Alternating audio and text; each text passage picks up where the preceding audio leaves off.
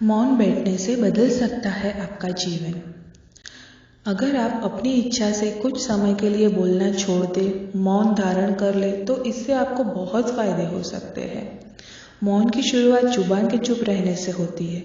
धीरे धीरे जुबान के बाद आपका मन भी चुप हो जाता है। मन में चुप्पी गहराएगी तो आंखें, चेहरा, पूरा शरीर चुप और शांत होने लगेगा। तब आप इस संसार को नए सिरे से देखना शुरू कर पाएंगे, बिल्कुल उस तरह से जैसे कोई नवजात शिशु संसार को देखता है। जरूरी है कि मौन रहने के दौरान सिर्फ श्वासों के आवागमन पर ही ध्यान दिया जाए। मौन से मन की शक्ति बढ़ती है। शक्तिशाली मन में किसी भी प्रकार का भय, क्रोध नहीं रहता।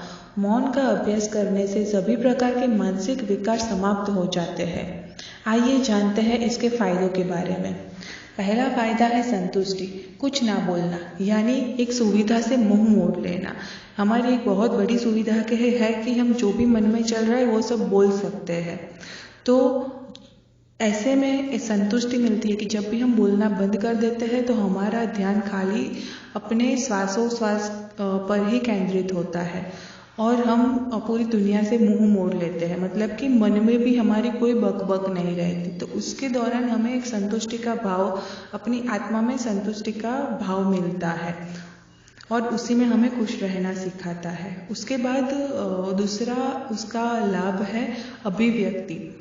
जब भी हम सिर्फ लिखकर बात कर सकते हैं, मतलब कि जब भी हम मौन व्रत धारण करते हैं तो खाली हम अगर कुछ बहुत ज़्यादा इम्पोर्टेंट हो तो ही हम लिखकर वो इन्फॉर्मेशन दूसरे को पास कर सकते हैं। तो उसके दरमियान क्या होगा कि लिखकर कभी बातें तो हो नहीं सकती, खाली जो बहुत इम्पोर्टेंट है वही लिखकर हम हमारी ज़रूरतें पूरी कर सकते हैं। तो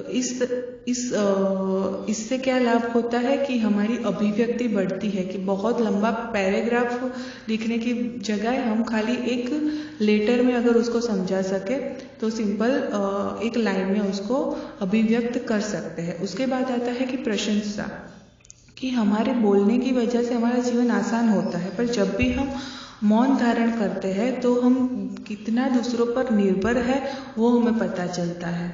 तो हम उस दौरान में बोलते कम है और सुनते ज़्यादा है, तो लोगों को हम समझ सकते हैं और हमें मालूम होता है कि लोगों का हमारी ज़िंदगी में कितना इम्पोर्टेंस है।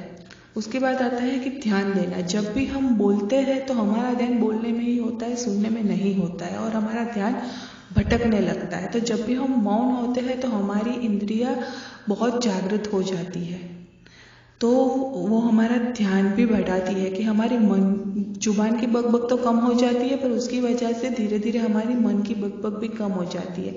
तो उससे हमारा माइंड पूरा फ्रेश हो जाता है, तो उससे वो ज़्यादा काम करने लगता है क्योंकि उसका ध्यान बढ़ जाता है थोड़ा सा। उसके बाद उसका लाभ है कि विचार, शोर से विचारों का आकार बिगड़ जाता है।